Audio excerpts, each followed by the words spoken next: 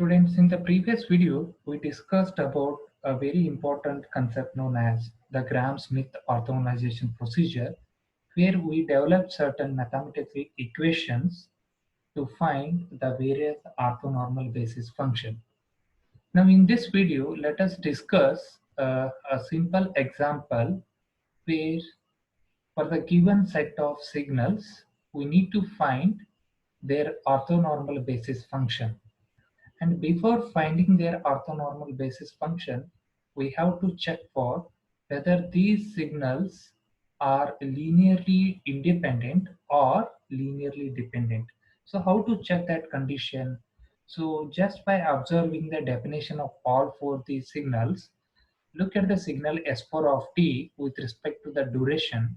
So signal S4 of t is defined between 0 to t and it has value 1, and that this signal S4 of t can be expressed as a sum of these signal S1 of t and S3 of t.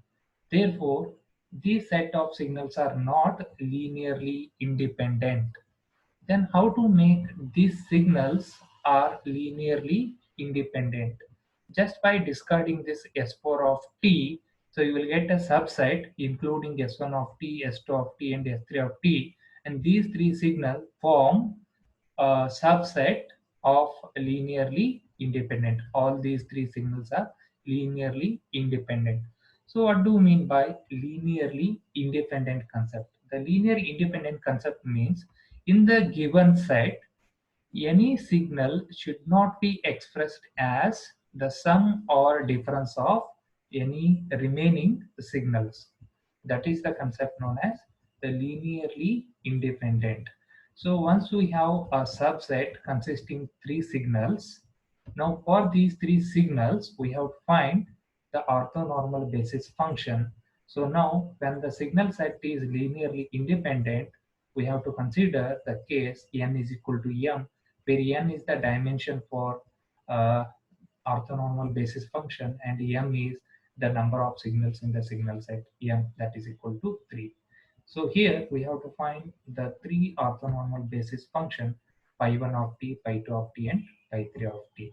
So now let us find out the first basis function for the signal s1 of t, and we know the formula for pi 1 of t, which is s1 of t divided by square root of what? E1, where E1 is the energy of the first signal S1 of t, right? And this S1 of t is defined for 0 to t by 3, and it has value of S1 of, it has value 1.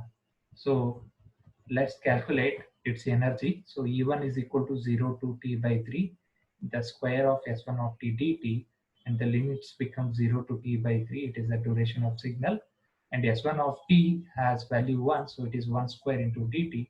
Integration of 1 is t, and apply the limits between 0 to t by 3.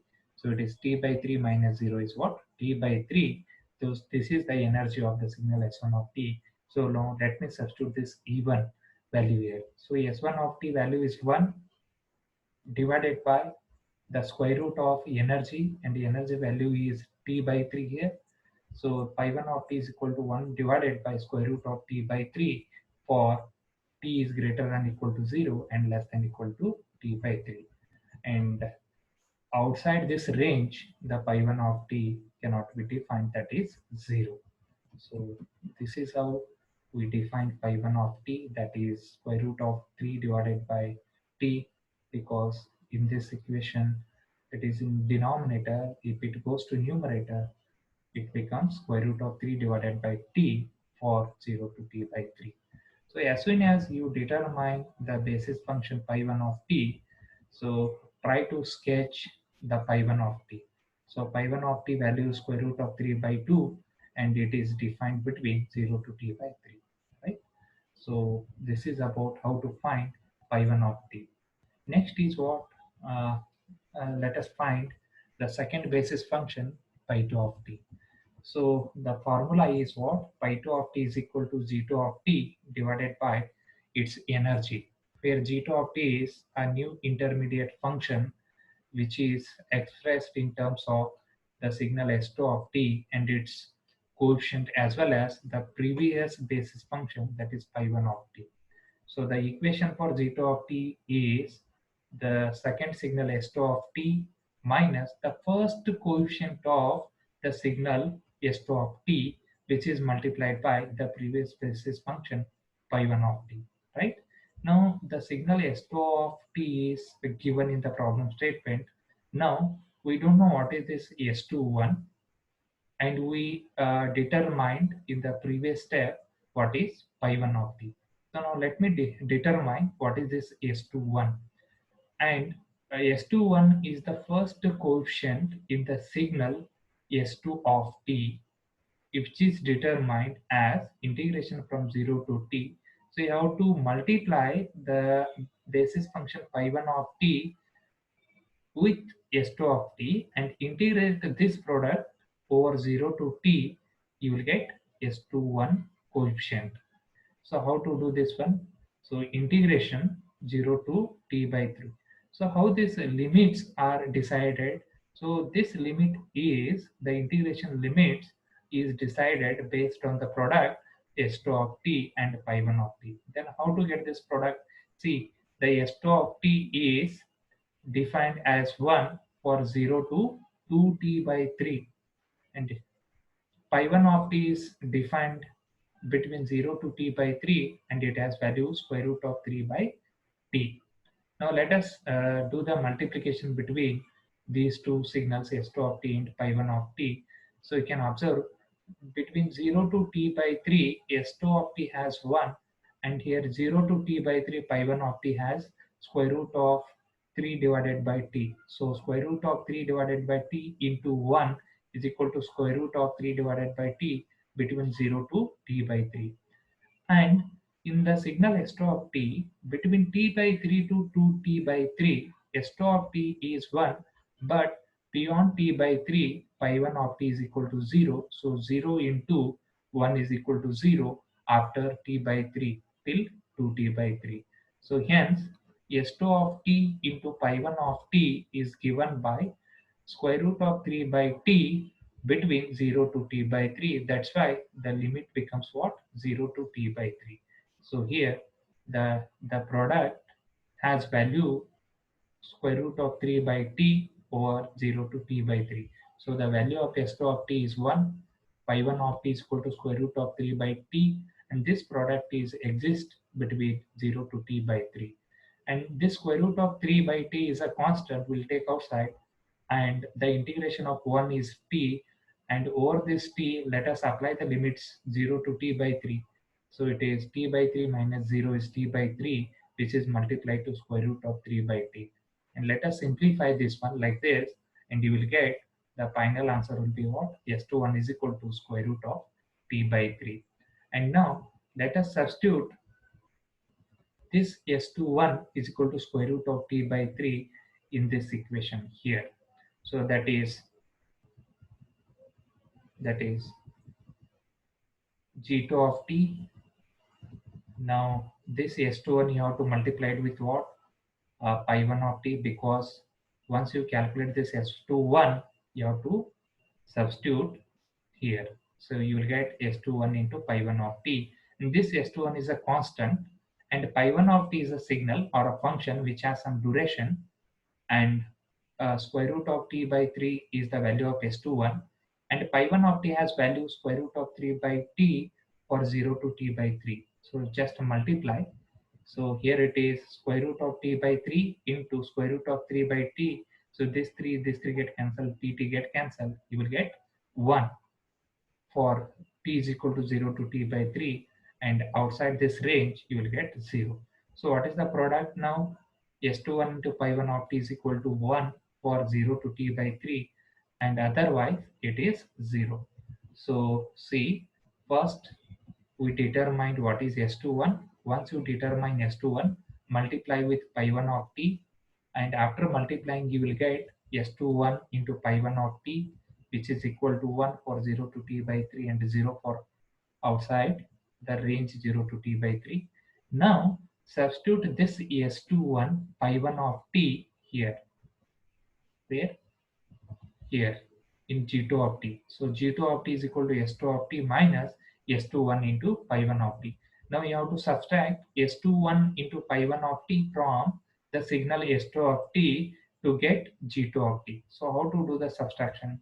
So see here, this is my S2 of t, and here this is S21 into pi 1 of t.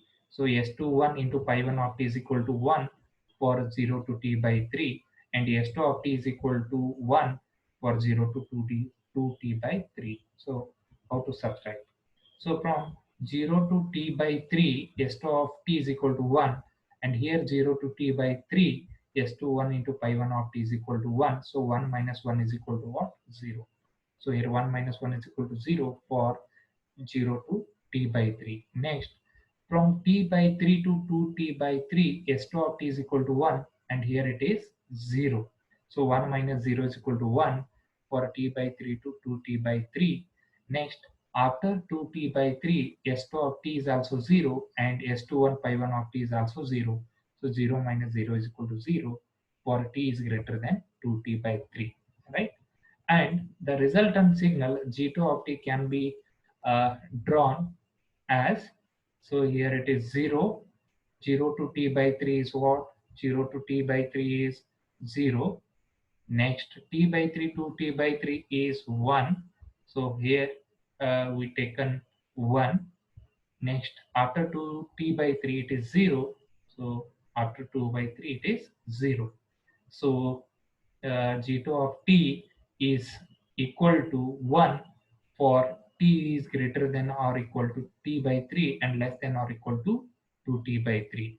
And let us find its energy, that is given by EZ2. And what are the integration limits here? T by 3 to 2t by 3. And G2 of t value is 1, so it is 1 square. So its integration is t, apply the limits. Upper limit is 2t by 3 minus lower limit is t by 3. So the answer is t by 3. So this is EZ2, that is the energy of the intermediate function, that is G2 of t. So once you find the energy, we know the what is G2 of t as well as its energy, then simply calculate what is pi 2 of t. So pi 2 of t is equal to G2 of t divided by square root of EZ of 2. So G2 of t has value 1. So this is 1 divided by square root of EZ2 is what? T by 3. So this is square root of t by 3. If you take it to the numerator, then it becomes square root of 3 divided by t for t by 3 to 2t by 3, right? So pi 2 of t is equal to 3 by t, square root of 3 by t for t by 3 to 2t by 3. So please try to sketch pi 2 of t. So this is my t, this is my t, so this is my pi 3 of t. So this signal has value, this signal has value, this is t by 3, t by 3, and this one is 2t by 3, and this value is square root of 3 divided by t. Now the last orthonormal basis function is what? Pi 3 of t. So pi 3 of t is equal to, we have another intermediate function, that is g3 of t, which is related to the third signal s3 of t, as well as the previous basis functions pi 1 of t as well as pi 2 of t. So the pi 3 of t is equal to g3 of t divided by square root of its energy, that is eg3, right? So g3 of t, and it is square root of the formula to calculate energy is what? 0 to t integration g3 of t square into dt, right? So the important thing here is to how to write the intermediate function g3 of t. And this g3 of t is basically related to signal s3 of t minus the coefficients, the two coefficients of this signal s3 of t, because the j varies from minus j varies from 1 to I minus 1. So here I is equal to 3. So I minus 1 means 2. And I value is fixed, j value varies from 1 to I minus 1, that is 1 to 2. So S3 of t minus the first coefficient is Sij. I is 3 fixed, j varies from 1 to 2, so I is equal to initially 1, so j is initially 1, so it is S3 1. Next, pi j of t, j is equal to 1, so it is pi 1 of t. Next, minus the second coefficient, that is Sij. I remains fixed, that is 3. Now j is incremented to 2, so that is S3 2, and pi j 2 means here j is equal to 2, right? Since j varies from only 1 to I minus 1, we cannot write here minus S33 by 3 of t, because j varies only from 1 to I minus 1, that is 2, right? So now here, to get G3 of t, S3 of t, we know what is S3 of t. The S3 of t is given in the problem statement. Now we don't know what is this S31, that is the first coefficient of signal S3 of t, right? And this pi 1 of t is known, and pi 2 of t is known, and this S3 of t is not known, and we also do not know what is this S31, right? So our first job is to find out what is S31 and what is S32. Once you find S31, multiply this S31 with pi 1 of t. Next, find S32 and multiply S32 with pi 2 of t. Next, subtract this S3 of t minus S31 pi 1 of t minus S32 pi 2 of t, you will get what? G3 of t, right? So now S3 of t is defined as 1 for t by 3 to t as given in the problem statement. Now pi 1 of t we determined already what is pi 1 of t and pi 2 of t, and they are defined as square root of 3 by t for 0 to t by 3, and pi 2 of t is equal to square root of 3 by t for t by 3 to 2t by 3, right? Now, our first task is to find S31, and it is very simple to remember this formula. It is integration from 0 to t, and again the limits for this integration decides on the product of these two terms, that is s3 of t into pi 1 of t. So this s31 means 3 is nothing but I, that corresponds to si of t, and this 1 j is equal to 1, this corresponds to the basis function. So it is a product of the signal si of t as well as basis function pi j of t. Since I is equal to 3 here, so si of t becomes s3 of t and pi j of t becomes pi 1 of t, right? Next, so what is s3 of t? How to find the product of these two, and later you can do the integration over this product, right? So now let us consider the product of these two signals. So for that, we should know the signal definition. So S3 of t is equal to 1. So this is the signal S3 of t. This is how it is defined. And pi 1 of t, right? So pi 1 of t is defined only between 0 to t by 3, right? And this signal S3 of t is defined between t by 3 to t. And if you draw both the signal, if you sketch both the signal S3 of t as well as phi 1 of t, there is no overlapping between these two signals.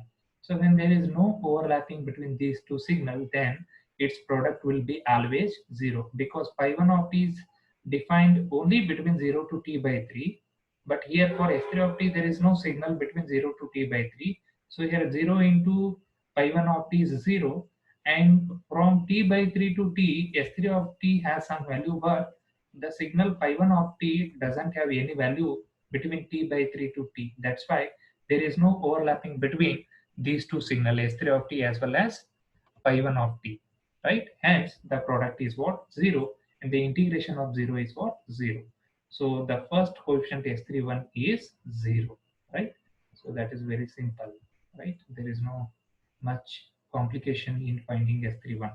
Now let us see what is S32 and how to find this S32. Again, I is equal to 3, so that is I S3 of t, and 2 is j value, that is pi j of 2. So it is integration of product of S3 of t and pi 2 of t into dt, right? Suppose if you are asked to find S33, So S33, the equation for S33 is integration from 0 to t S3 of t into phi 3 of t into dt. Because and it is not possible because we don't have phi 3 of t. That is only we are finding, right? So it is S3 of t and pi 2 of t for S32. Now we have to find the product between S3 of t and pi 2 of t, right? So we should know what is S3 of t as well as the definition of pi 2 of t. So again, S3 of t is defined between t by 3 to t, and here we should know how pi 2 of t is defined, right? And pi 2 of t is defined, you can see here, pi 2 of t is defined between t by 3 to 2t by 3, and it has value square root of 3 by t, right? See, so from S3 of t is 1 between t by 3 to t, and pi 2 of t is defined as the square root of 3 by t between t by 3 to 2t by 3. Somewhere you will get 2 by 3. So here it is 1 between t by 3 to 2t by 3, and for pi 2 of t also we have square root of 3 by t between t by 3 to 2t by 3. 1 into square root of 3 divided by t is square root of t divided by 3. And from 2t by 3, from 2t by 3 to t, it is 1, S3 of t is 1, but for pi 3 of t, we don't have value beyond 2t by 3. Hence, S3 of t is 1 and pi 2 of t is 0. So 1 into 0 is 0 beyond 2t by 3 to, that is t. Hence, the signal S3 of t is equal to integration from t by 3 to t by 3. The S3 of t is equal to 1 in this range, and pi 2 of t is equal to square root of 3 by 2 into dt. So square root of 3 by t is constant, and the integration of 1 is t, and apply the limits, that is 2t by 3 minus t by 3, and after simplifying you will get S32 is equal to square root of t by 3. Now we have S31 as well as S32. Now let us perform the multiplication between S31 and pi 1 of t first, and then we'll perform the product of S32 and pi 2 of t. So what is S31 into pi 1 of t? Since irrespective of whatever may be the pi 1 of t, since we have S31 is equal to 0, and this product is also what? 0. And next product is S32 into pi 2 of t, and pi 2 of t is equal to square root of 3 by t, and S32 is also a constant which is square root of t by 3. Now this constant value is multiplied to the signal pi 2 of t between the range t by 3 to 2t by 3, and this t and this t get cancelled, and this 3 and this 3 get cancelled. So you'll get product S32 into a pi 2 of t is equal to 1 between t by 3 to 2t by 3, right? And outside this range, S32 into pi 2 of t is 0, right? So once you have these two products, that is S31 into pi 1 of t into 0, and second one is S32 into pi 2 of t, let us substitute in G3 of the equation here. So what is G3 of the equation? So this is the G3 of the equation, right? Now G3 of t is equal to 0 for 0 to t by 3, because from 0 to 2t by 3, S3 of t is equal to 1, right?